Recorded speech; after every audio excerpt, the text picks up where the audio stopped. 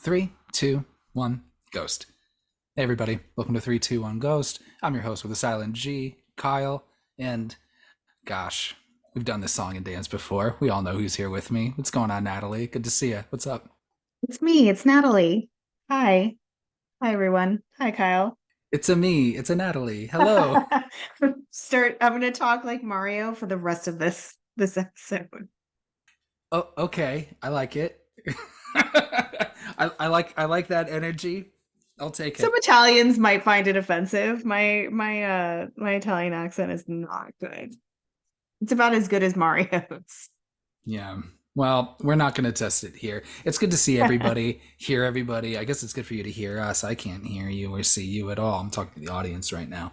But yeah, welcome back to 321 Ghost. Well, I mean, yes, we have talked plenty about movies that we treat as classics.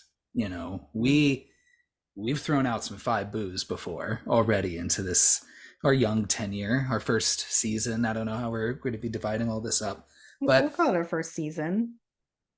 gosh, I feel like this is the first one where we're really talking about like a tried and true bona fide horror classic. And really, well, gosh, I mean, I guess the movie's 30 years old, but we're talking about Bernard Rose's adaptation of Clive Barker's The Forbidden in the movie 1992's Candyman, starring Virginia Madsen.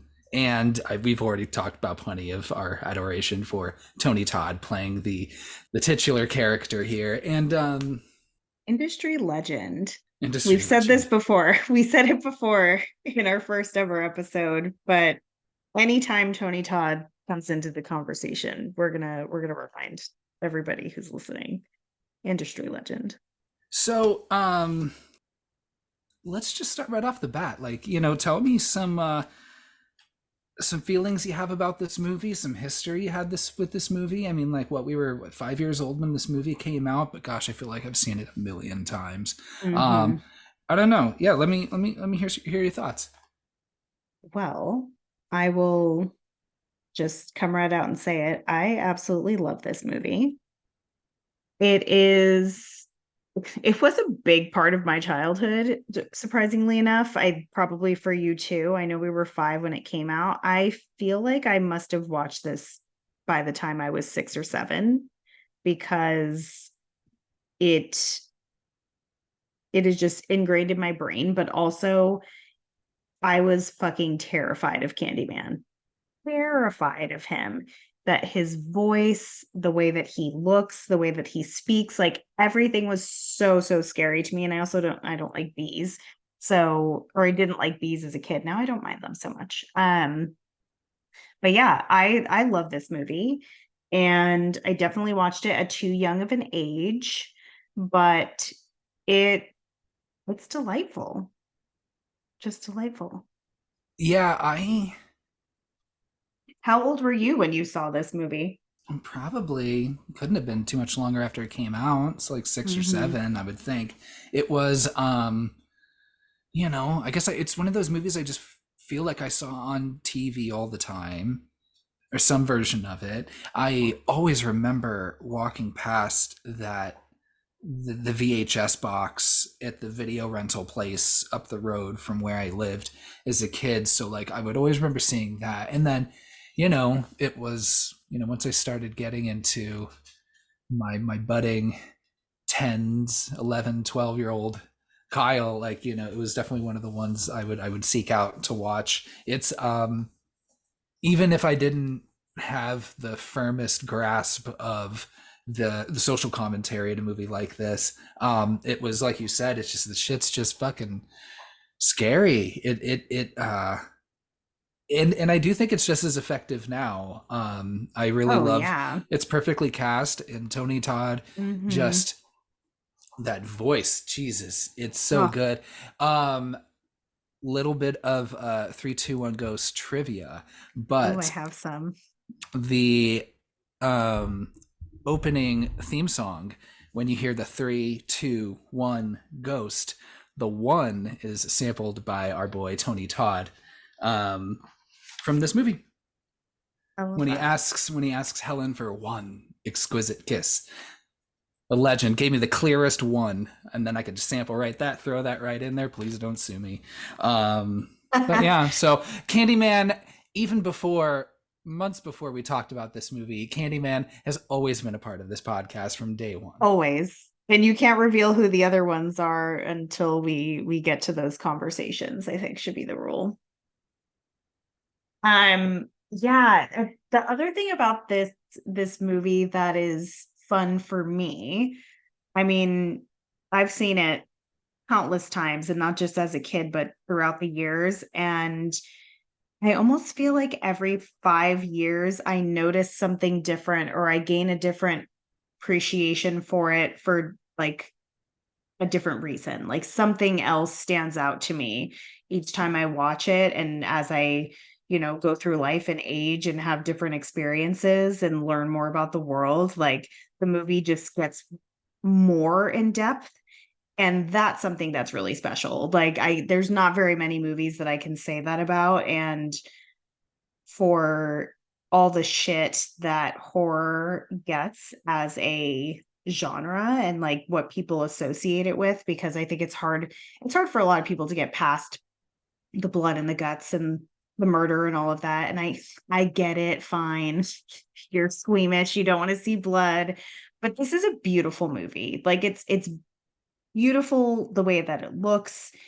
Acting is amazing. And like you said, like Tony Todd is Candyman. Like he is just perfect. There was actually a really funny quote by him that I read that he was like, I don't understand why I always get casted for like menacing roles. And I was like, oh, Tony, you have the scariest voice known to man. It's like beautiful and haunting. Yeah, I mean, well, yeah, I guess I just see him as this character, as like Yeah. a vampire, or as a mortician, Yeah. giving teenagers these weirdly vague, or is he death, or is he both? I mean, We may never know. And honestly, I don't want to. it was based off, I don't know how much Clive Barker you read. I don't necessarily. I just always remember him being like a 1-2 with Stephen King at the grocery store checkout lines, seeing like the paperback books there. Okay, I have updates on this, very recent updates, and us discussing Candyman is what prompted this. Like, because I do want to talk about Clive Barker a little bit. I actually bought one of his books recently and started reading it. It's not The Forbidden. So I bought Hellbound Heart because I've always wanted to read the book that Hellraiser is based off of to see the differences. And so I'm 60 pages, 4 chapters in. It's only 160 pages or something like that. And his now remember everyone, I'm not much of a reader, but just for context, if you've read a Goosebumps book before, Kyle, one or two, the font size is about the size of a Goosebumps book. So already that was kind of weird. But then as I was reading it, I was like, oh, his writing is pretty like it feels pretty average to me. Like, because the only other really like horror fiction that I've read is Stephen King, and I think he's a great writer. So as I've been reading it, it's very interesting. But Clive Barker is wild. Like he has got some bondage, pain, pleasure, like mixed together kind of thing going on. And I'll admit I'm into it. Like it draws me in for sure. But like what's he up to? I wonder. I'm like, what do you do in your free time, sir? Is this your 50 Shades of Grey? And this is my 50 Shades of Grey. I think there's talking about the font size. I'd imagine there's a bit of maybe like an upside down bell curve when it comes to font sizes depending on your age of audience, where you have your Goosebumps books, your Scholastic chapter books that'll have, your big font, and then it gets smaller once you get, whatever, Mm. and then the font grows back again. I think when your audience is intended to be seniors that need reading glasses, I feel like there's, or at least I know there was always like big font versions of things, and then just seeing like my, oh, well, it's Yeah, yeah. coming. I wear glasses. My vision is not good, so I shouldn't be talking shit. But if I'll see like my mother, like her cell phone, like, oh my god, those texts are huge. It takes up the entire phone. Words are broken in half. Oh my gosh. Yeah, you can't even read the whole text. You can't read the whole text on and once you have to keep scrolling. Maybe that's it. I don't know. Maybe Clive Barker's target demographic now. I don't know. Thing. I bought a book for the elderly about BDSM demons. Hey, you know what? Older people need love too, and They do. and whether it's involves rubber balls and straps and such, I don't know. Yeah. I mean, to each their own, but be careful. I just think also this character that Tony Todd plays, just in that echelon of, horror movie monsters or villains, man, I'm like, I know I talk a lot of shit, and I know what you did last summer, and I know I love that movie. I really do. But You damn, do. that's how you make a hook scary. Like this Oh yeah. that situation Oh with the yeah. nails hammered into the stump, Oh, which I'm like, it's so like squishy and just drenched in oh, blood. it's just Oh, goopy and gooey and just oh, it's so it's just goopy. blood Oh, chunks just falling off it. It's terrible. But he's, and just coupled with that voice and just with all the bees and just being like, damn, him, his fashion style, and Chris Sarandon's from Fright Night. I just love the big coats and just all big the coat. God, both these men look beautiful. As a child, I obviously didn't appreciate the hotness of Tony Todd. I really started to find Candyman intriguing like in my mid-20s.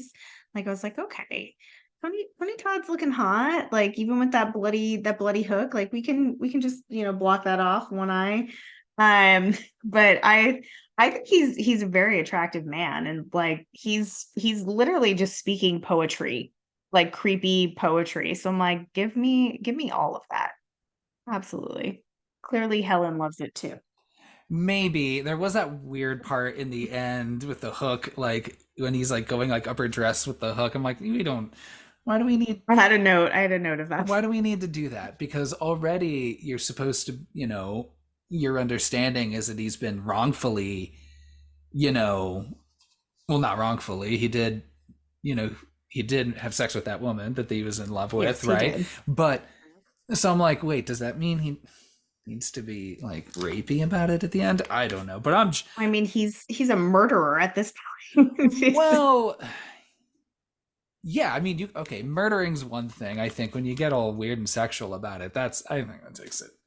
Just To me, see, normal to me, he above the belt, starts off weird and sexual.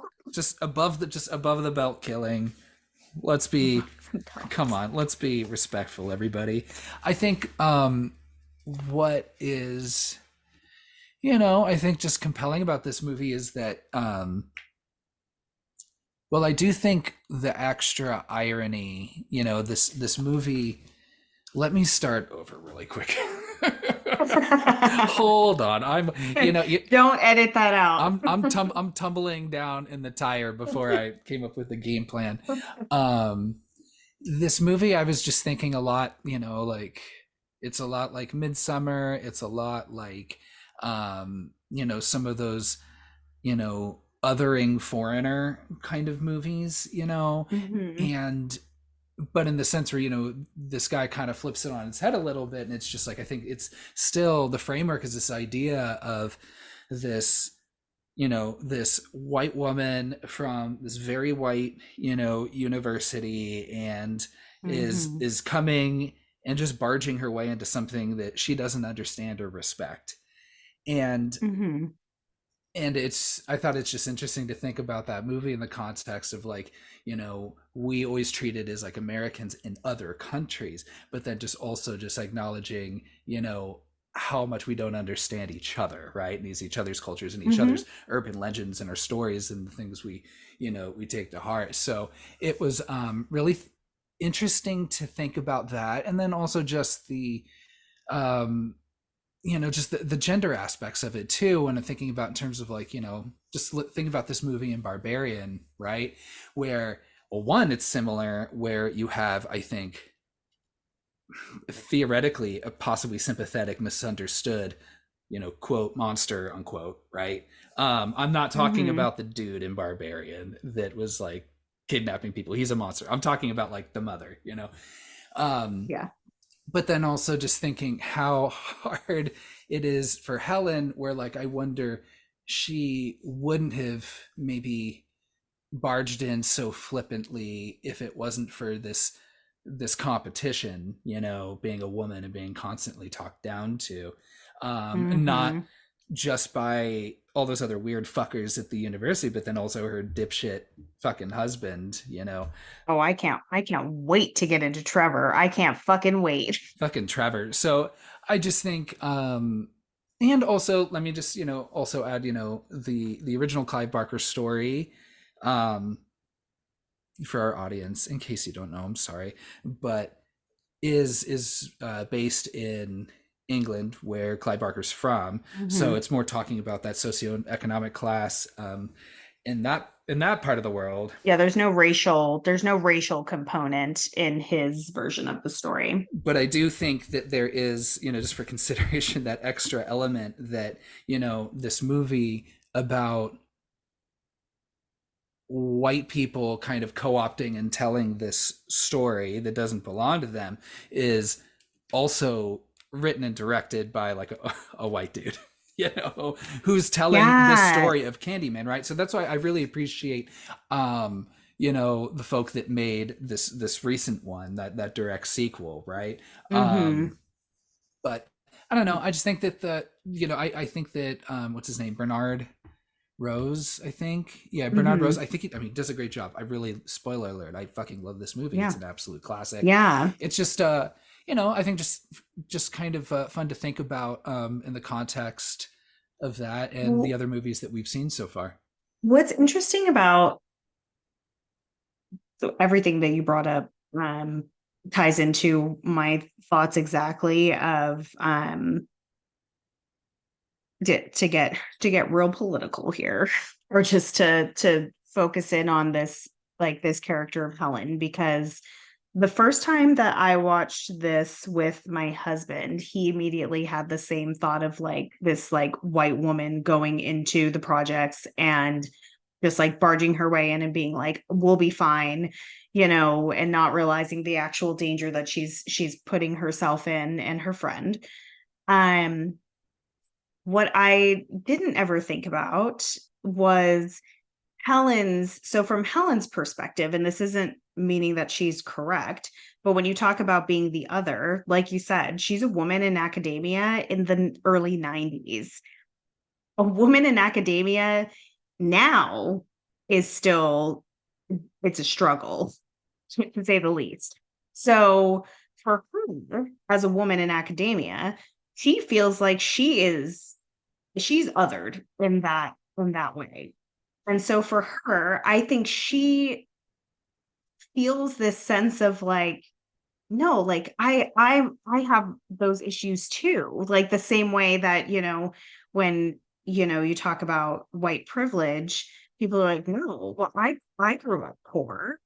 Like I had to fight for what I have. Like there's this disconnect of like realizing like how many categories of being othered you fit into. So it's like racial, it's socioeconomic, like it's all of these things. It's also the field that you're in. So when you're like, observing the conversations that Helen and Bernadette are having to sit through with that man with the long hair, whoever the fuck he is. I don't know what role he plays at that university. Do you have it written down? Oh no, I just wrote that the dude straight up looks like Danny DeVito's Penguin from Batman Returns. He's a creep. And he says, "How are my two most beautiful graduate students doing?" Like he immediately like says something like that. Like it couldn't be like, "Oh, my like smartest or like most clever or something, you know.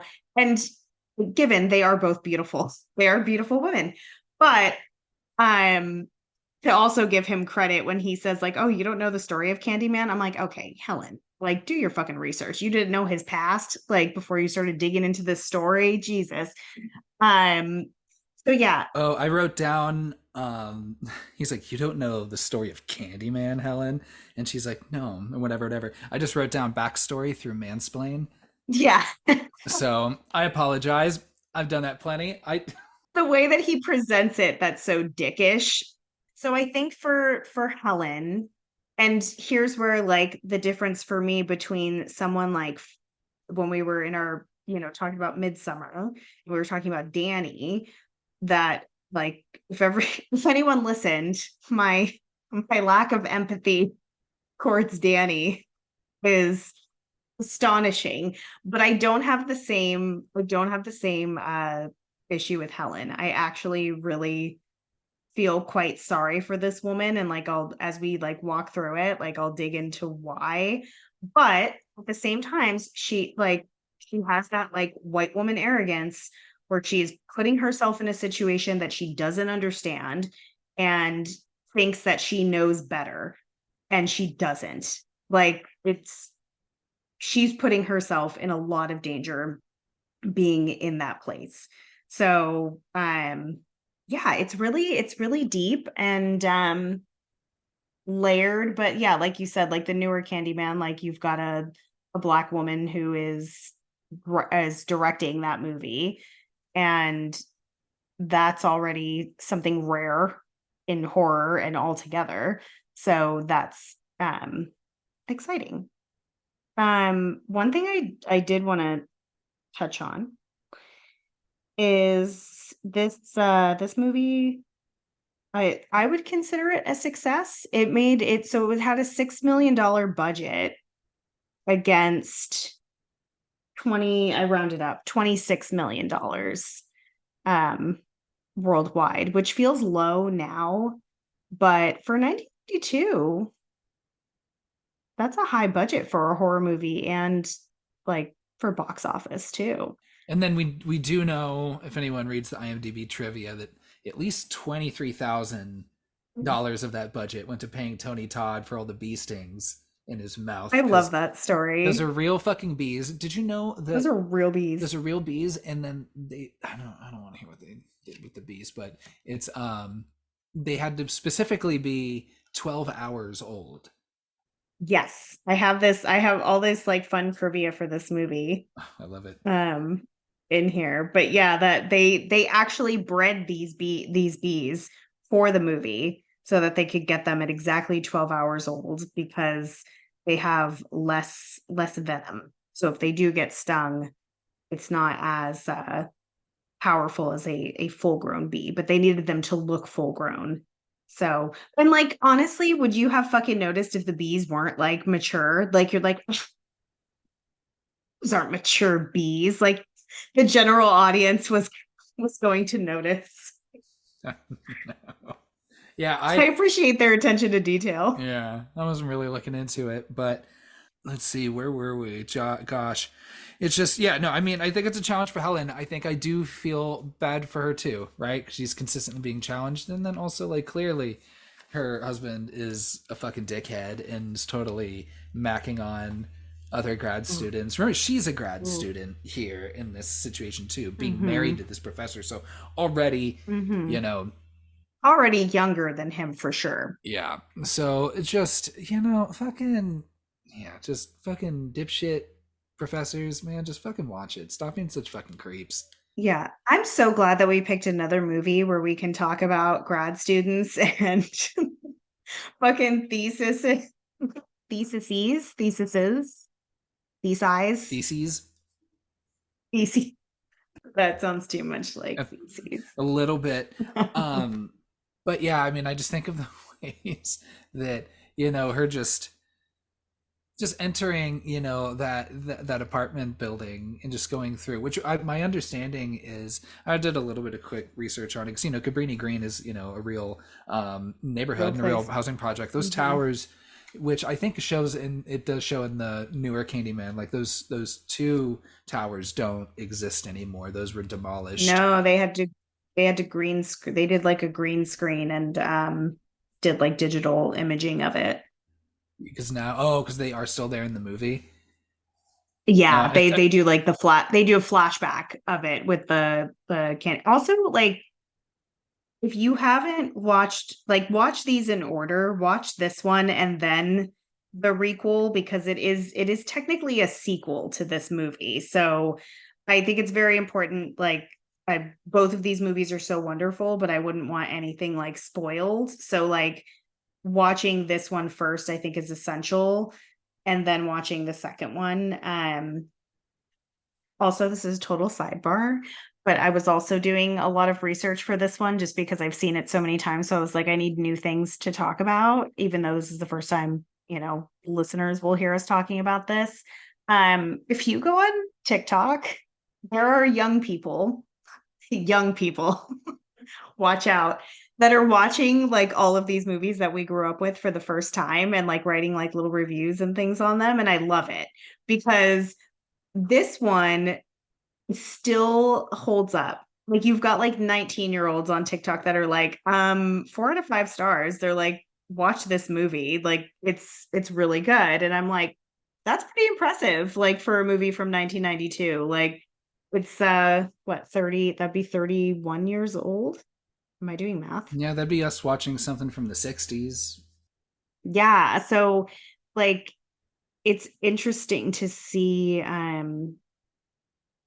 how well it's held up and that like there's still an interest in it, which can't be said for everything that we enjoy or everything from the early 90s.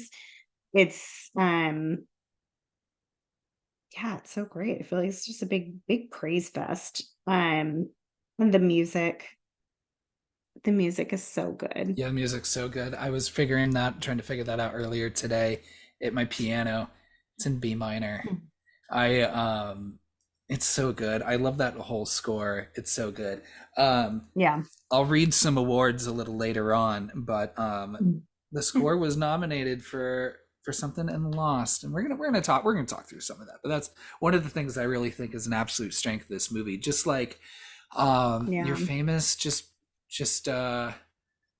spooky piano themes. I think of Halloween. I think Love it. of The Exorcist. Even though Bluebells was adapted, whatever. But and then this one too. It's just it. I when I hear this music, I know exactly where it's from. I love it so much. Hmm. It's so good, and all the not even just that main piano line, but just the just all like the organs that come in, and it's just it's so good, Yeah, it gets really intense. and it just feels so heavy and so just Yeah. upsetting. I love it so good, but Yes. then also just beautiful. Yeah. So just everything I can E- attribute to this movie. okay. I have two fun pieces of trivia. There's a lot of like trivia for this movie, but there's two that they were on IMDb, but I know them to be true from like watching different interviews and things like that. Um and then we can jump into this movie, I guess. That's what you want us to do. Um so Virginia Madsen, who by the way, there is something about her face and her hair in this movie. Like she is stunning, like absolutely stunning. The close-ups of her face like are just I just think they're the most beautiful, mesmerizing thing. But she almost didn't take the role because she was so afraid of bees and thought that she was allergic to bees. And um, the director actually had her go and get like allergy tested for like every kind of bee to make sure she wasn't allergic. And I guess she is allergic to wasps. So he was like, "Don't worry, we'll have a paramedic." Like, we'll be fine. And I was like, that's terrifying. And she was like, actors will do anything for a check. So she's like, I did it. And I just think that's such an interesting thing. I was like, girl, just negotiating like Mr. Tony Todd and get your $1,000 per sting. Well, I was curious Get it. because they talk so much about that agreement with Tony Todd, right? And all the bees coming out of his mouth. But I'm like, I don't know. There's all bees all over her fucking face, too. What did she get for this? Are those real bees as Yeah, well? That are, they are. yeah, So all of those are real on bees. her She even face. shares, yes, she even shares that afterwards, because they can't upset the bees. So afterwards, to remove the bees, they had to use like a bee safe vacuum and remove them one by one. It took 45 minutes for both of them, like for each of them to get vacuumed these bees off. And like it's just wild, but like it looks so good. Like imagine if they had done like done it any other way. Like it really looks good. And like Tony Todd was wearing a dental dam so he could have those bees in his mouth. I couldn't. I absolutely couldn't. Could you do that? Just crawling on your Oh face? no, I couldn't do that. That shit's so awful. I good Oh, on them.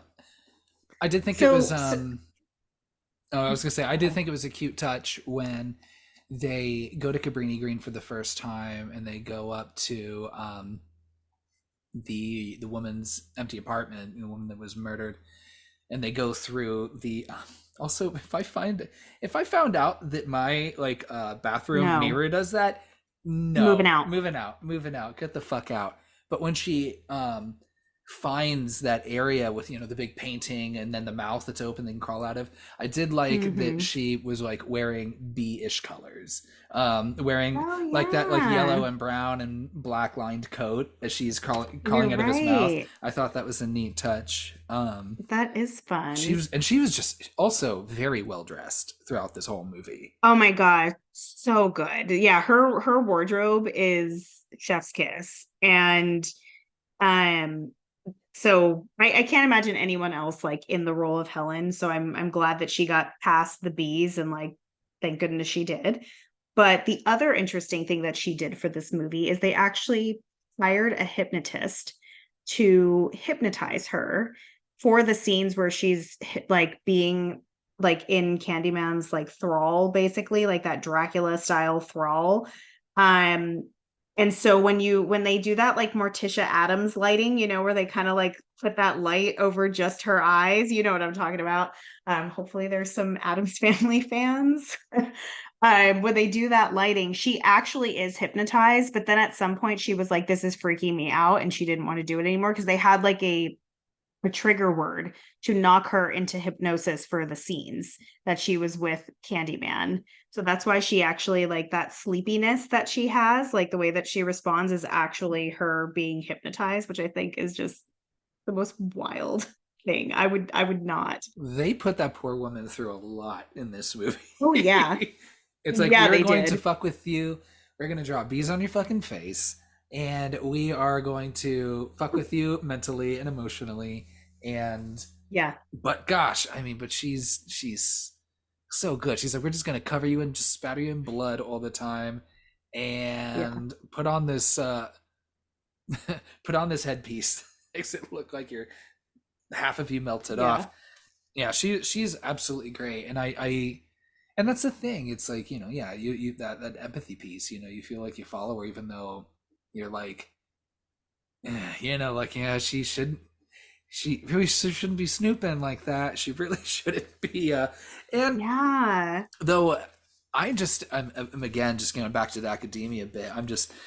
I love how this is yet another movie with an urban legend folklore class at a college just talking about Yeah. alligators in the sewer this time. And I'm just like, see, okay, I don't know. I love these classes. I love that they are like just Yeah. doing this like joint thesis on we'll just find some random urban legend and Spend ask some random people. story. Yeah. I like that she was mad at Trevor being like, you weren't supposed to teach that shit until next semester because Yeah. because I'm doing recon with all the freshmen here and their wacky stories. You can't just you're sullying Yeah. the stew here, as no one says. Yeah. Yeah. That is pretty good. The like for Helen, like to show how real the like danger and unsafeness of her being like at Caprini Green is. So they actually filmed like these scenes like in the projects, and they have shared like through interviews that they actually had to bargain with the gang that oversaw that territory in order to film there, like the producers and the director. And the bargain is actually kind of funny. Is that they get to be extras. So some of those gang members in the background are actually real gangs from the 90s at that time, which I thought was like so wild. And then on the last day that they were shooting, sniper shot through their production van, Literally shot on the last day of shooting. literally shot through. Yeah, not like shot with a camera. And luckily no one was hurt. But like that just goes to show like this is like it is real life that like the type of craziness that's going on that she just had no understanding of. And then they're still like now as a film crew is doing it. Like the same audacious behavior that Helen has, they're kind of doing it in real life. Um and just assuming that they would be safe. Like it's this maybe pompous is too strong of a word, but it kind of feels like that. But I'll give them a little bit of pass since I love the movie. Um I want to talk about this couple in the beginning of the movie from the story that the girl is telling. I think she's telling it to Helen, right? Yeah. Um does does that couple look like, cuz she's like a babysitter? Is she supposed to be a babysitter, or did I like am I misinterpreting? That man looks much much older than she does. Kind of perpetually always does. Also, Right? What is that actor's name? Ted Raimi, brother of Sam Raimi. It is Ted Raimi. Okay. It's like, why does he look so familiar? He looks like he's like in his 40s, and I think he's supposed to be very young. Yeah, Do we know what his actual age was? well, he was 27 around when that movie came out. Okay. And that girl looks very young. But I don't know. Maybe it's just me. You can, this is let's get personal here. Would it be a turn on for you to be making out and rubbing up on each other in front of the mirror while saying Candyman? Would that work for you? No, absolutely not. I would be like, what does this have to do with anything? Why are you bringing this up? This is super random. You're weird. I Yeah, still want to. with your shirt off. I still want to, be cordial with you. But so I'm gonna let it slide, but I'm not gonna do that. So no. I'm gonna let it slide, but we're not saying it. We're not doing that. Yeah, but I thought that was really fun. Again, we talked about urban legend earlier this year. I just Hmm. love, and especially when it was just like, I think it was this person or it was this person's name. No, they were done with this. Like, even the details were like a little, vague as Yeah, the narrator was telling it. But um, I thought that was really fun. yeah. It's a really fun way to like open the movie, and you don't have to wait for a kill. It kind of serves that purpose. And then it moves into Bernadette interviewing this like why are all the men so creepy in this movie? They make Candyman look like a saint, honestly. Um the guy that Bernadette is interviewing is like kind of like trying to flirt with her and is like smiling on the way out. And I'm like, absolutely not. That man looks like a creep. Like there's something about him, that smile that he gives. Ugh, no, no to that smirk. Mm, not at all. The way that the story kind of just keeps escalating throughout is, you have that initial visit, to Cabrini Green, right, where she goes with Bernadette, and then talks with what's her name, Anne Marie, Hmm. with the baby, right? That's where we're Yeah. introduced there, and Hmm. fuck me, we did it again. God damn it. These fucking dog deaths. Oh my God God, I damn totally it. didn't even realize that. Why do I always I, blank those parts out, and then I'm like, what's on just the movie? I'm starting to think that maybe like you're just like really sick and you're just like trying to find movies that have dog deaths. Is that what's happening? Get the fuck out of here. And damn it, it's just god damn it. It's awful. That big ass Rottweiler. I know. And I love Rottweilers. They get such a bad. He's protecting her, Yeah. like literally keeping her safe. So That's his job. so the way it escalates is, and then she comes back on her own and talks with this kid, and the Mhm. same thing. If you're writing a thesis on this, I'm pretty sure like intimidating and manipulating a child, unless you're scared, I is know. not I'm pretty sure the IRB is not going to approve of that either. So I know that poor um little boy.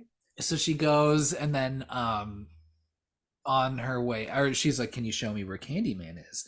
And then Hmm. they go to that public bathroom, right, where she gets Hmm. attacked by the guy with the hook. I do like the idea that the legend around this character is just like created, like, you know yeah, random dudes, Imposters. imposters. It makes me think of like all those like fake Batmans in the beginning of that second Christopher Nolan Batman movie, where it's like there's just like a bunch of them just running around with hooks and shit, and Yeah. but the jacket wasn't right, so I'm like, clearly you're not. Yeah. Yeah, so come on, But but I mean, like, yes, it was a nice leather jacket, but like it's not fluffy and furry and bloody like Sir Tony Todd's. And I really do love, I don't know, there's something about that, the line delivery of heard you looking for Candyman, bitch. Like he says it really like mellow. And then like when he re-delivers it when he's in the lineup, like it's very like, I heard you looking for Candyman, bitch. Like he's like, not that southern, but just like sounds nothing like that. Sounds nothing like that. But like he's like trying to sound as innocent and friendly as possible. Like it sounds almost like cartoony to me. I thought it was pretty close. But Did you really? I'll have to watch it again. I It did, just for the record, it did not sound like how I said so it. gosh, so at this point, and then it jumps forward, like, however much time it takes for her eye to heal. Yeah, And that looks yeah, it brutal. looked Ooh, really that brutal. eye. Yeah, I know that was. Oh, And gosh, well, and then I think we get to the first encounter between her and Tony Todd in the which parking is the garage. It's best. so good. That shit just spooks me out, and it's hard to get daytime So scares. creepy. But I guess put it in the Oh, parking garage. Fuck, and put Tony Todd in there. I'm gonna get a little uneasy. this might be in my like top 5 daytime scares. Like him showing up in that parking garage and like how heavy his voice sounds, like the way that like put his voice like over the film, like when he's talking like as a character like in the room is really effective and really scary. Like it just shows this presence of power, and clearly he has this like this power over Helen. As soon as, she tries to get into her car, he's immediately like she's like falling over, which really makes it easier for you to believe that she would, have time to like fall into this like lure and trap because she really has no control over it. But yeah, it's pretty scary. I see what you mean with. I didn't know about the hypnotist on set. That's really cool, because now thinking about it, like, because that's when you have that first, like, like maybe like a single teardrop kind of falls, but she just looks Yeah. so just completely frozen in place there, and I'm just like, oh man, you're fucked. You're fucked. Why did you Yeah. have to? And again, just this, early on, this disrespect of the legend where she's like, come on, Bernadette, Ah. let's say it, this and this and this. Even Bernadette, both times where she's like, I'm not gonna fucking do that. Mm-hmm. And then also, because I mean, did she say it did Helen say it 5 times on her own, or was it a collective between the two? Okay, here's Where do the here's a rules fall on there? discrepancy. Here's a discrepancy that I found. So Helen does say Candyman 5 times. Bernadette says it 4 times. She doesn't get to the fifth time. But in that opening scene, and I guess you could get away with this because it's someone telling the story of that couple, like that couple in the beginning with uh Sam, what it God, why am I forgetting his name? Ted Raimi? Um, yeah, he, him and the woman, he says Candyman 4 times, and he says it the fifth time, and then she gets killed. And I'm like, I would be furious with Satan. I would like, I need to file a complaint immediately. I did not say this 5 times. I mean, she did coerce him to say it, but She um shouldn't have brought it up, to be honest. I mean, why? And then also, but then I why? Why are you wonder, playing with fire like that? Like why are we saying that? Why are we doing but this? then I'm like, Bernadette only said it 4 times, and as far as we know, the dog didn't say it anytime. So why are we? I mean, well, I You know, guess why dog? Yeah, that didn't seem it's right. awful. I mean, I guess the idea is that whether you believe Candyman did this, Mhm. or or you could say Candyman um possessed Helen to do these things. Mhm. Um, or I guess the idea is that she's crazy and she's just blacking out and doing all of this. Well, that's definitely not the case. I truly feel that Helen did not commit any of those murders, and he did all of them and framed her the same way, like, skipping ahead here, like Helen returns the favor and, kills Trevor, and his little girlfriend is holding a knife, and so cops are going to walk into that and be like, "Ooh, this doesn't look good for you," but she didn't kill Trevor, you know? So I feel like it's this entrapment of that person. So like he's taking everything worldly away from Helen, like everything of the physical world, so that she's like motivated to like go to him. Um, so I don't think she's crazy. I don't think so either. I think it's definitely the situation. Yeah, I mean, guess, and then I mean that baby was missing for a long time, but I guess that baby was like being fed like bloody stump Honey. goo. Oh, is that what it Oh, I thought was? it was honey. It's Oh, honey. is it? Okay. Honey stump goo. I mean, if he's feeding it from the hook, like I don't know, I'm sure it's gonna get mixed in there. It was from his finger. It was from his Oh, you're right, finger. you're right, you're right, you're right. Ah, well, whatever. You can't feed a baby with a hook, whether it's honey or blood. I don't know, but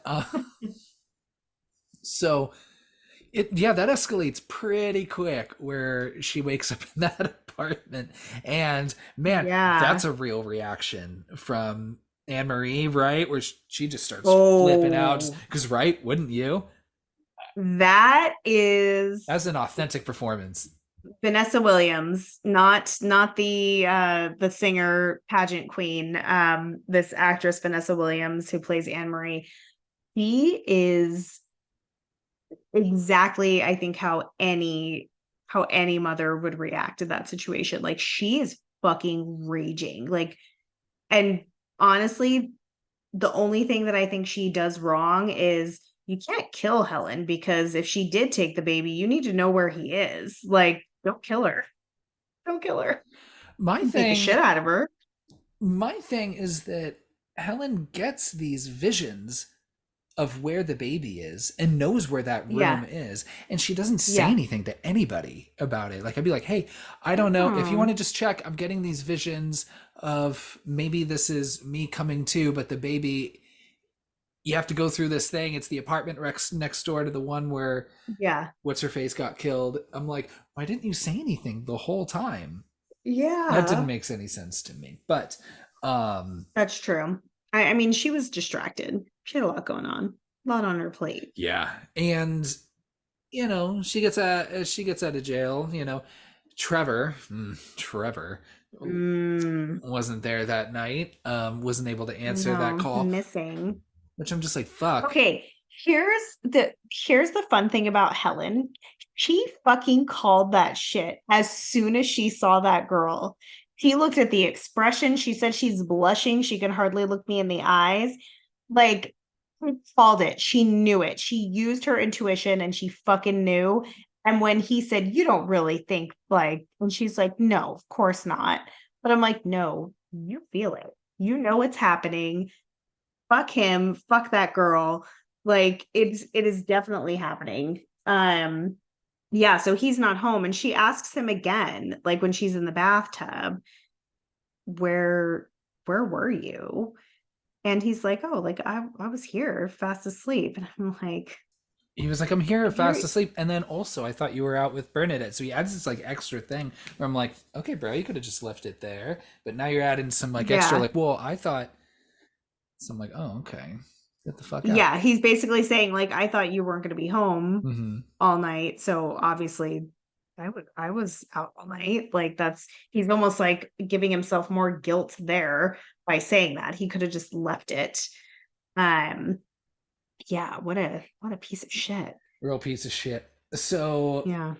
um, but he does come and at least get her out of jail and bail her out. Yeah, I mean, Oh, basic the lowest bar lowest bar. of husbanding. Only so she can run into fucking Tony Todd again in this fucking apartment. And Mhm. poor Bernadette. He did not deserve that. That's so shitty. That's the one thing that really just upsets me in this movie. Like she's trying to check in on her, bring her flowers, like after possibly kidnapping that baby and murdering that dog, she's still a friend I and know. gets murdered. I like how I don't know if it was this or after Bernadette's death, where she asked Trevor, like, "You don't really think I did it, did you?" And then, Mhm. to be honest, if I was Trevor, I'm like, It's "Look, not looking good for you, sweetheart.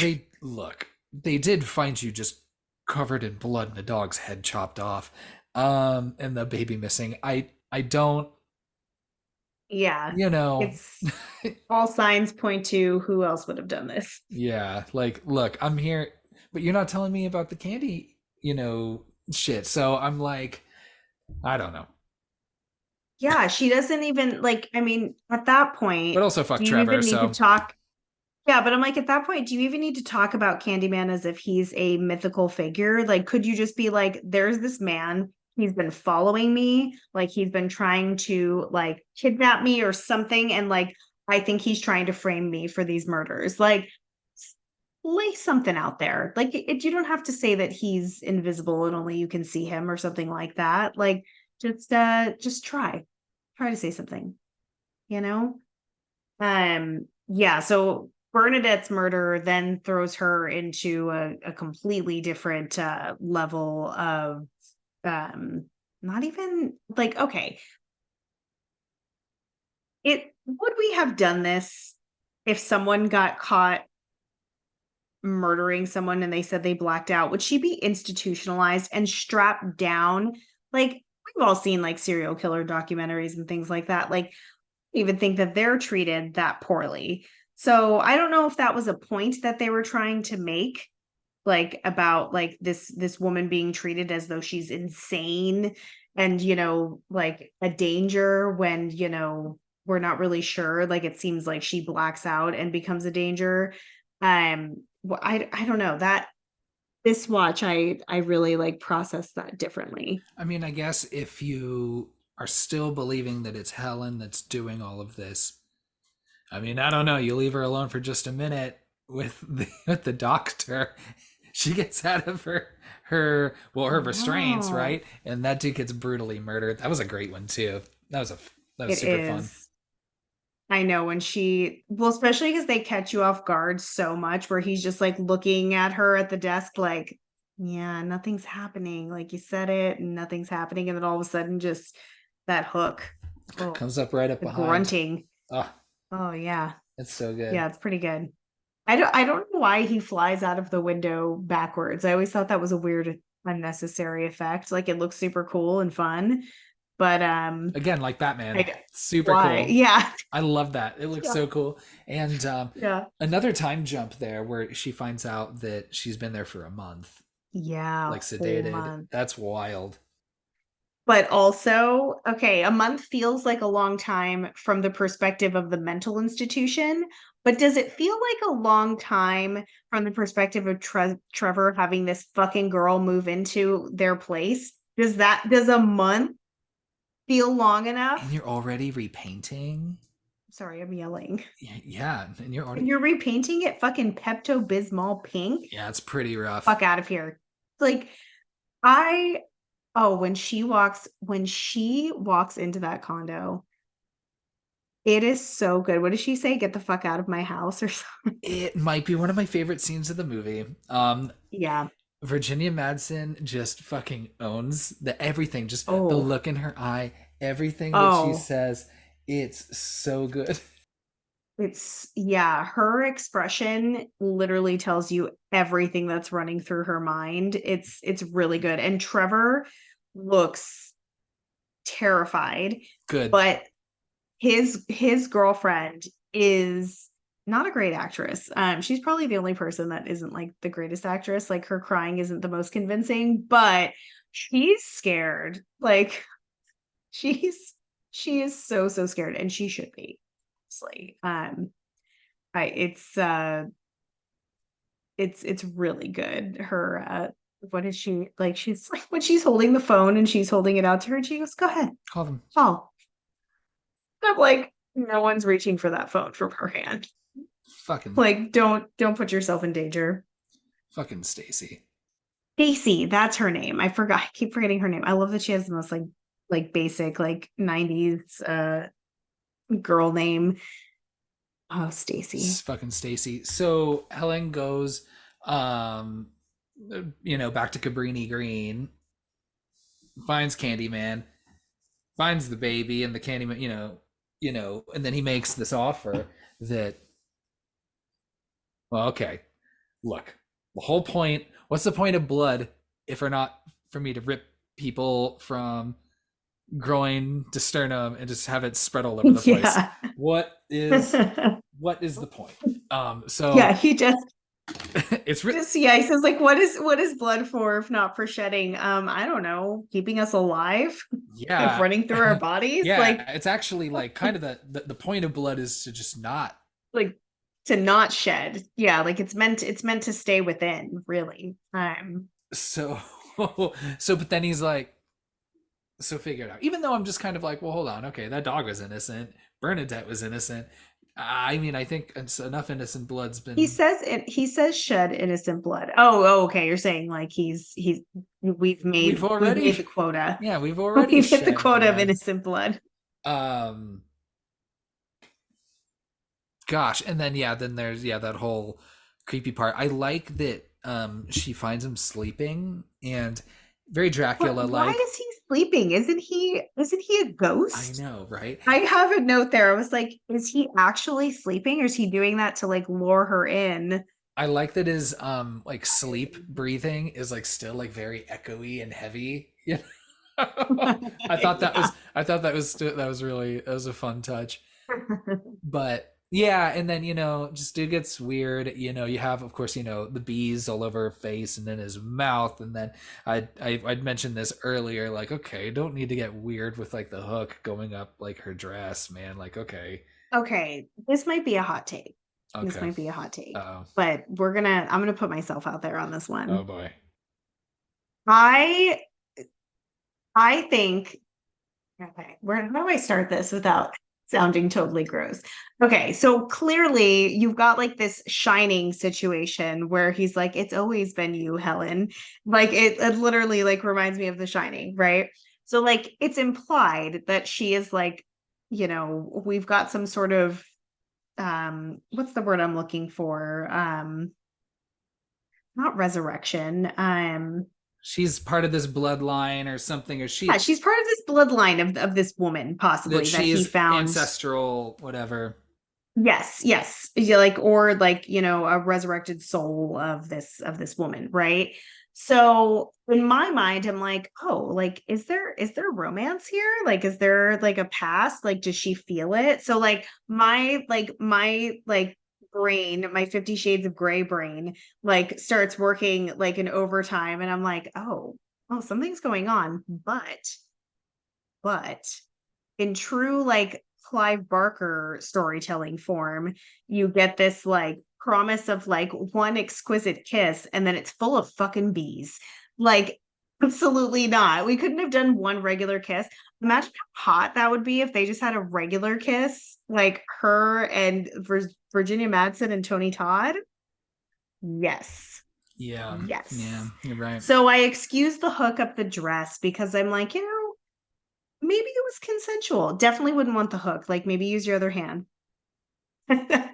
Maybe use the other hand. Yeah, well, no. Like, I feel like their like spirits are or their souls are like, drawn together in some way. But that's me like romanticizing the situation there. But yeah, Clive Barker is a fucking tease. It's always like pleasures and promises of all the things, and then it's like, just kidding. It's hooks and chains and bees and torture and Yeah, death. yeah, much like, the titular character himself. He's Clyde Barker's really just not keeping up his part of the deal, with that offer and just following up No. with just hooks and bees and shit. Um, Yeah.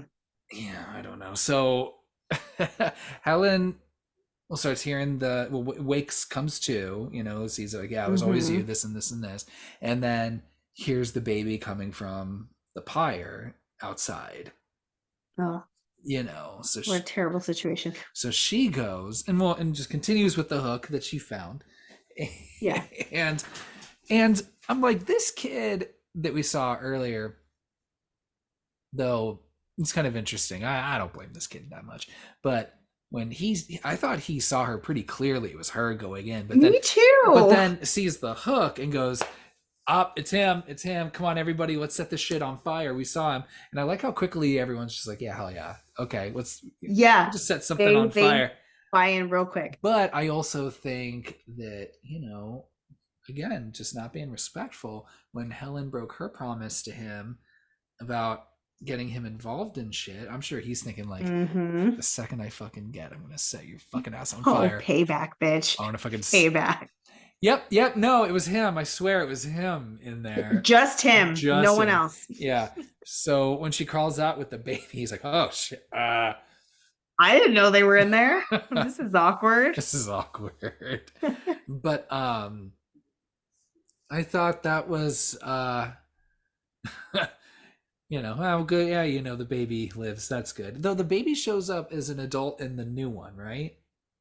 I don't know that we'll talk about the remake, sequel, whatever, requel, whatever you want to call it, of The Nia DaCosta Candyman. one. But spoilers for that, Anthony does return, and he is hot. Oh, Hot. right, because He's it's Yaya. it's him is the main character, right? That was just, yeah, Hmm. yeah. I mean, well, maybe Oh, maybe not so much at the end. no, but that is a man. That is a man, ladies and gentlemen. Like, And if we're going to be spoiling a little bit for the next one, or for the 2021 one, I don't think it's too much of a spoiler. But like, the whole idea is that Tony Todd's just like, you know, it's my power lives on through the whispers and through the stories and through the rumors or mhm. whatever. Which So is a so big part of Candyman. I need you, just like it is for Freddie, and some others, Yep. right? I And was gonna say the same. so, but then his plan's just like, all right, so I need you, Helen. I need you to be a part of all of this. And I guess what I don't understand is that, doesn't his plan kind of backfire a little bit? Because one of the main kind of points of the 2021 movie was that he's essentially been replaced by Helen. as the kind of boogeyman, you know. Yeah, we don't get to see her, which is kind of a bummer. I I was kind of know. hoping that she would I was hoping that she would pop up in that movie. Like that was my biggest wish. Um Just fucking Also, killing just dickhead fucking college professors. okay, I'm just realizing this now. Do we think that Candyman, but I don't know why this just occurred to me because the woman that he slept with back in the day, like Daniel Robichaud before he was uh Candyman, she was pregnant. So was that his intention upon taking that baby? Was he like, "Oh, we're going to be like a happy ghost family?" Like I never understood why he took the baby. Um, I don't know. Maybe it's like a Ghostbusters 2 situation with like Vigo where he wants to like be the baby. I don't know. I don't know. Yeah, yeah, Or could maybe be. like a Yeah. Chucky situation, where he Yeah. Chucky and Andy. Um, Yeah. or Yeah, just but yeah, I want to. they build further on the Candyman lore in the new movie, which I fucking love. Like I love the way that they, made this like this version of Candyman, honestly, the best version of Candyman. Like how they made him one of many. Yeah, no, absolutely. Well, and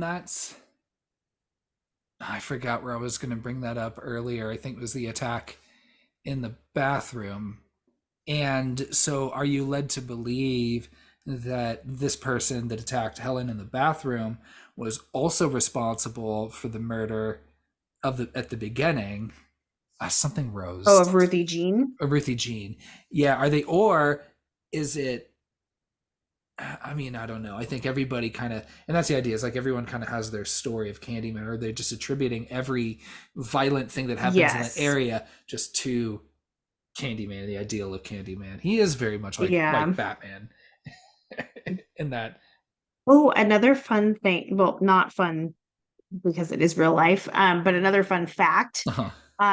is a fun fact about murder is the that mirror situation, like how it opens to another apartment is was actually a real thing. Oh, And it was that inspired that whole idea. So the director had read a story of a man breaking in through someone's the other apartment in through their mirror, and that's what inspired like that whole process. And I was like, what? That is bonkers, and terrifying, and also another reason why you shouldn't live in a place that has like a mirror connected to another unit. Some bricks up, I don't know, I do don't you really need even. that medicine cabinet? I don't even like those hotels that have the door that can open to another I door. hate Hate those. that shit. Ugh, Don't like it. no, Not one bit. they're the worst. Yeah. Um. So, gosh, really putting poor Helen through the ringer. She's able Oh to yeah, save she this looks baby. terrible. Yeah, she looks terrible. Man, they couldn't put a wig. Oh, They couldn't put a wig on her in the casket. I know they put that like weird flower crown on her. Yeah, Yeah, but they would have put a wig on her. even when she comes back as like a ghost, like to kill Trevor, I was like, I mean, yeah, okay, like the head stuff, She's but gonna look she's still scary. looking good though. Damn, I know. Virginia Madsen, get it, girl, with a burnt scalp. Like you're just breaking boundaries here. I know. And when she's like Trevor, she's like, what? Or what are you scared of? Whatever. Yeah. It just murders the shit out of him. I love it. Oh, it's so good. Yeah, and like, okay, I kind of feel like Trevor to some extent knew what he was doing because he purposefully is looking in the mirror as he's saying Helen's name repeatedly. And I tried to count. And it was sad that I like couldn't keep track. I was like, I thought he only said her name 4 times, but I could be wrong. Maybe he said it when he was still sitting on the toilet. Maybe she But it's doesn't just care so about funny. the. He's Maybe she doesn't care about the mirror part. Yeah, she's like, I don't give a shit. Yeah. I'm gonna fucking murder you. Yeah. So I'm glad she gets her revenge. And Me too. I like that Trevor is like clearly annoyed by Stacy, like in the end. And Stacy, that t-shirt For the back of is the back of the hallway, revealing. the back Revealing. that first shot when she's like at the door and you're at the other end of the hallway, I was like, "Damn, girl, Yeah, what?" like get now I'm like, okay, like I see how you're stealing husbands because like you look great. You look great, but um yeah, as soon as she grabs that knife, you're like, "Oh, this is not gonna end well for you, Stacy." Brings it right to the bathroom. So that's that I think this movie has such a good ending too. Like it's perfect from beginning to end, I think. Oh, me too. I think my struggle was with would you would you call this a ghost movie or a slasher? Ooh, that's such a good question. If you can't answer now, that's okay. No, I will. I would call it more of a slasher. Mm-hmm. And the reason why is Candyman feels very like material. Whereas if you're watching something that's like more of a ghost movie, like you're not getting sometimes it takes a while for the reveal or they're not like solid. Like I don't know, he feels like a solid killer. Like we know that he's a threat. Whereas like ghosts always a threat. Sometimes they are, sometimes they're not. I don't know. It feels more slashery. Body count feels like a slasher. I hear you. Yeah, I think so. Ghosts What do don't you really think? murder quite as bit, Mitch, but I wasn't sure because I um I remember when we were talking through, our subgenres. I Mm. because I don't think we had decided to do this movie at that point, but I held off specifically on. No, we did. We had it. It was on my list. It's from my Oh, list, was it? just so everyone knows. Okay, so maybe that's why I didn't bring it up too, because I was thinking like this might like if I think about it in the terms of like a ghost story, I think this is my favorite ghost movie. Like it's Hmm. I it's think it could fit into either subgenre, but I would lean it more into slasher he is territory. slashing. But he's slashing. That hook is a slashing. Even though it doesn't look particularly sharp, honestly. Um, yeah. And I still Candyman is one of the scariest for me. There's a lot of like baddies that used to be scary when I was a kid, and then as I've gotten older, I'm like, I'm okay with it. Like I think I could work my way through this, but Candyman, scary, very scary. Love it. The Yeah. before we get to our boo scores, the 1993 Fangoria Chainsaw Awards didn't quite agree with us. I wanted to go through just a few a little bit, and maybe we'll use these as our kind of go-to, especially anything through the 90s. Yeah, Um, because they lasted a little bit longer than your beloved blockbuster awards. Now, this movie was nominated for Best Screenplay, Best Soundtrack, Best, let's see, Supporting Actress, Best Actor, Best Actress, and Best Film. And the only one of those that it won was Virginia Madsen, Best Actress, Mm. beating out Sigourney Weaver in Alien 3 and Wow. Okay. Christy Swanson, Buffy the Vampire Slayer. I'm glad she was nominated. Yeah, me too. But I actually do think Virginia Madsen deserved it. I think so too. But also, who beat Tony Todd? Well, funny enough, including Tony Todd is like best actor, and he does get second billing. He doesn't show up until 45 minutes into the movie. It's that That's scene true. in the parking garage, but which is Yeah. it's like he's like Jaws. It's like you just kind of hear about him a bunch, and you don't So really playing the see him long playing game. the long game there. But this movie he lost to Gary Oldman for Bram Stoker's Dracula. I remember the one with Oh, yeah. Winona Ryder and whatever. Well, even though Yep. I'm sorry, I put Tony Todd I also agree with that. because it also lost, Especially thinking of longevity. Like I know they couldn't have known that then, and it but it lost. So this movie lost to Dracula with because Dracula won best film, best actor, best supporting actor, best screenplay, and best soundtrack. All they were Oh yeah. really They were loved. really riding Dracula's dick. Jeez, they love that movie. Right. Well, I mean that's kind of Dracula's mo, right? Like, except for Vanessa Williams lost the best supporting actress race to Alice Krieg for Sleepwalkers. Remember that one? Yeah, but Yeah. I So do like Sleepwalkers, but and also just there's let's see, this movie wasn't the only Clive Barker adjacent thing because I think both, let's see, there was a Hellraiser 3 nomination as well. oh, And then I don't know, did Clive Barker do Lawnmower Man too as well? did he? No, no, Maybe. that's Stephen King. That's No. Stephen King, sorry. Okay, yeah. Yeah. So so there you go. There's a quick snapshot into the Fangoria Chainsaw Awards from 1993. Take what you will. I think this movie deserved a little more. Way more awards for sure. Dracula, it's fine.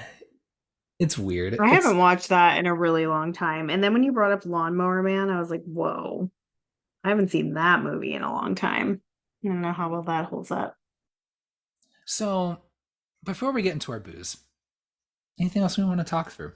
Do you want me to share taglines? That's kind of what I was hoping. I didn't want to say it and say like, "Hey, do we have Don't any put the pressure do we have on. any taglines?" and for you to be like, no, we don't. Sorry." So I just left it open. It was just waiting for you to come in. So you're here.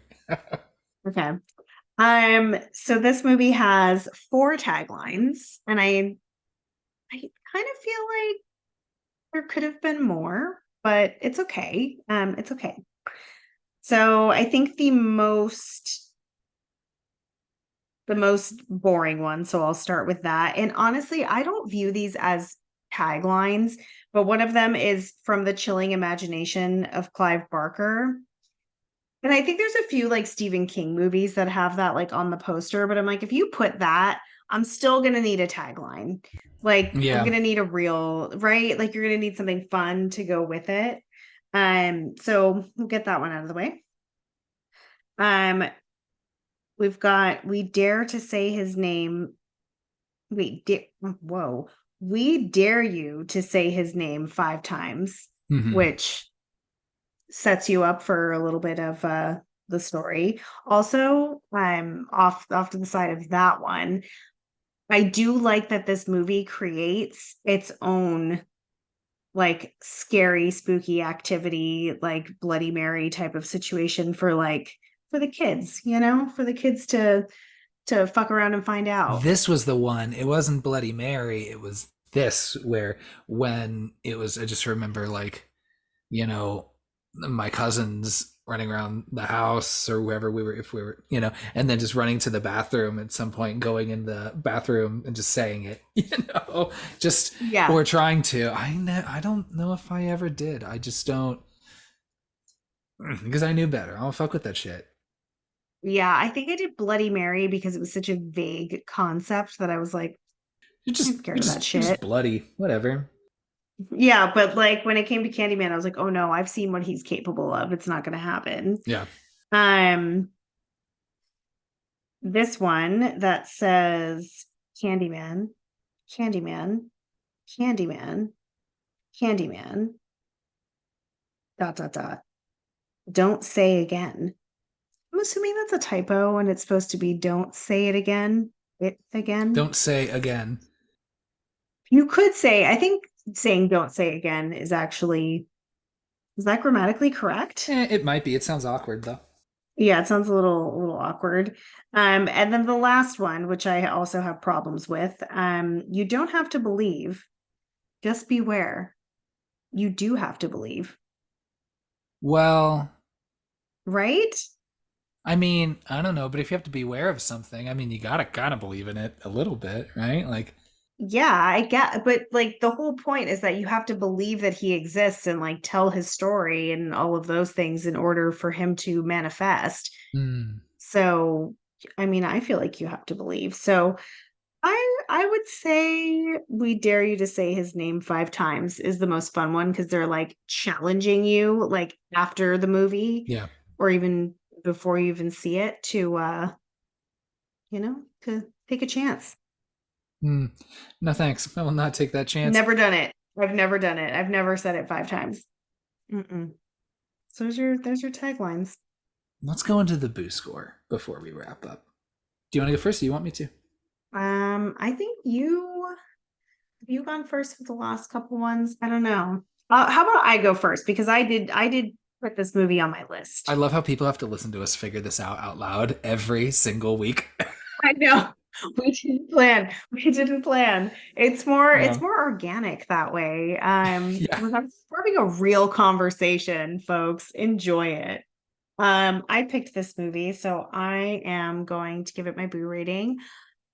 I really love this movie. I really do. You've got Tony Todd. You know I love Virginia Madsen. It actually scares me to this day. I will not watch it alone at night. Like I needed to prepare and watch this movie in advance, and I watched it during the day because I get scared. And it has high rewatchability. I would recommend it to anyone.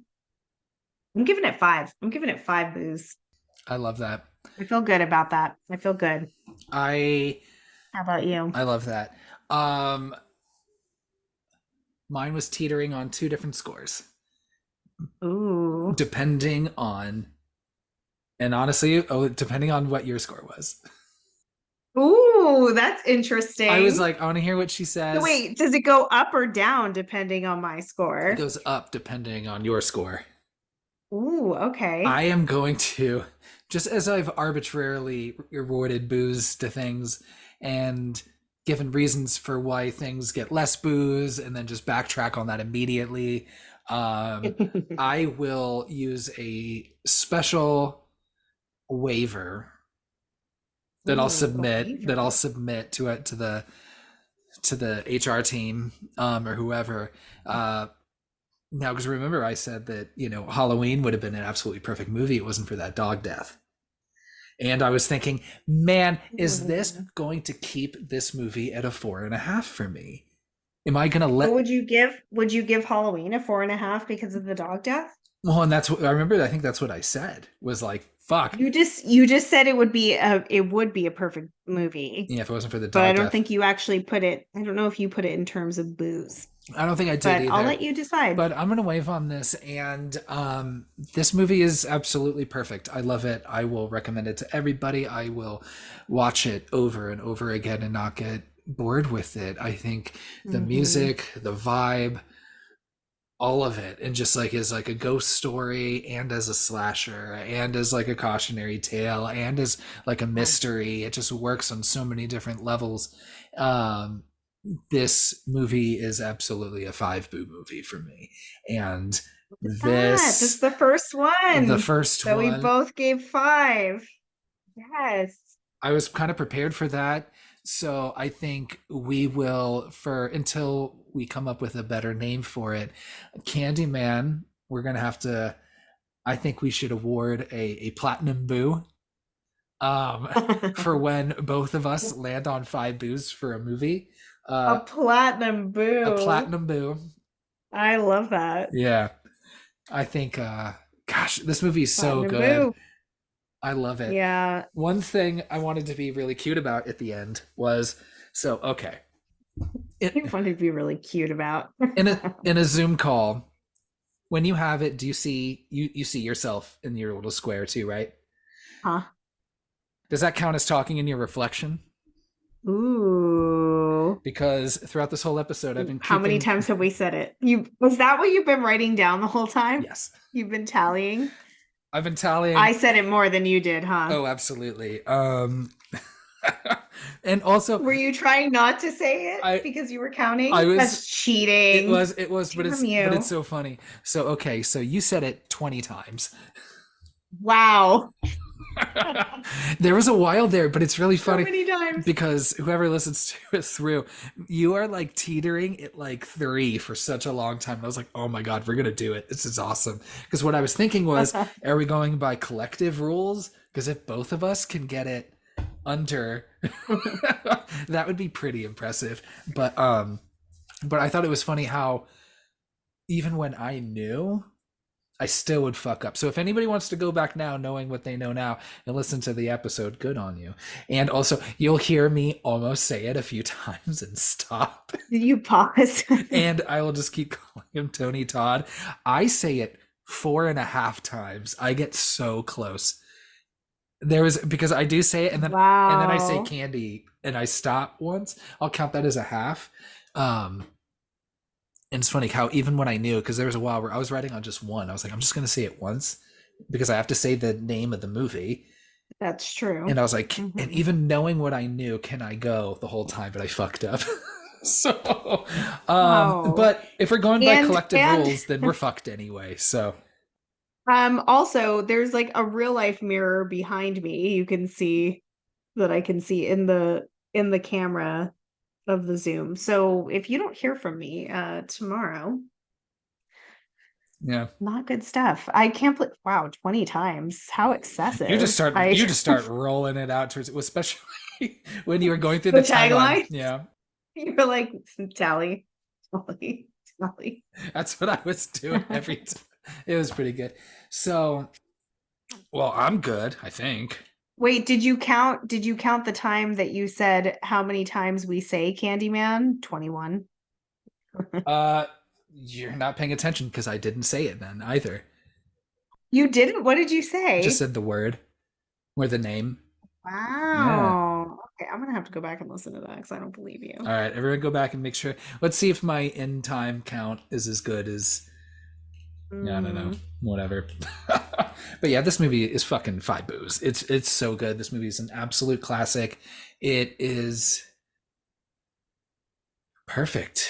And that new one is so good too. Like I really like love both of them. Is just, it's a shame because I think that one didn't make the money that it needed to get like another one, but I think even then those two is kind of just bookends, and you don't need to watch the other ones. What's the other one? Wait, Farewell to the Flesh, and what's the other one? The second one?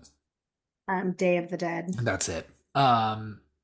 So Yeah, I don't think you need to watch the second and third one, but if you really just can't get enough Candyman, then watch might as well the lean into it now. yeah, might as well. We're already there. Yeah, watch the second and third one for fun.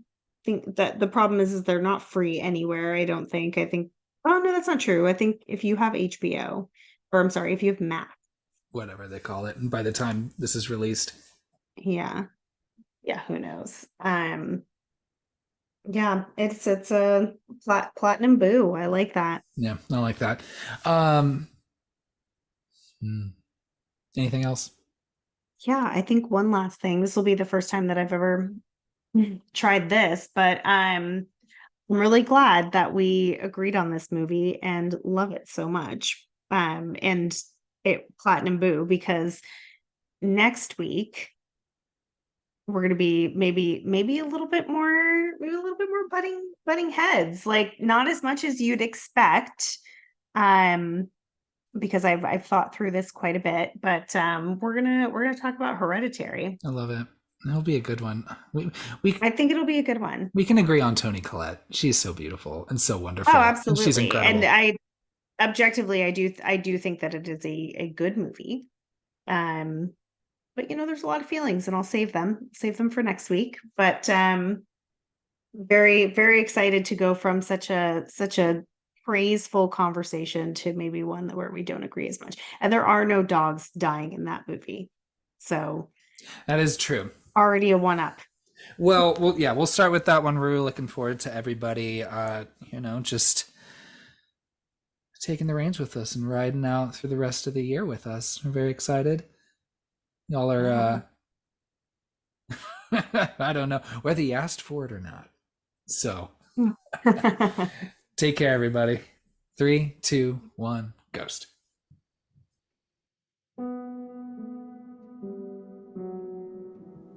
Thanks for listening to our episode on Candyman. If you'd like to get in touch with us to share any comments, questions, movie suggestions, or have us read your thesis, You can email us at 321ghostpod@gmail.com.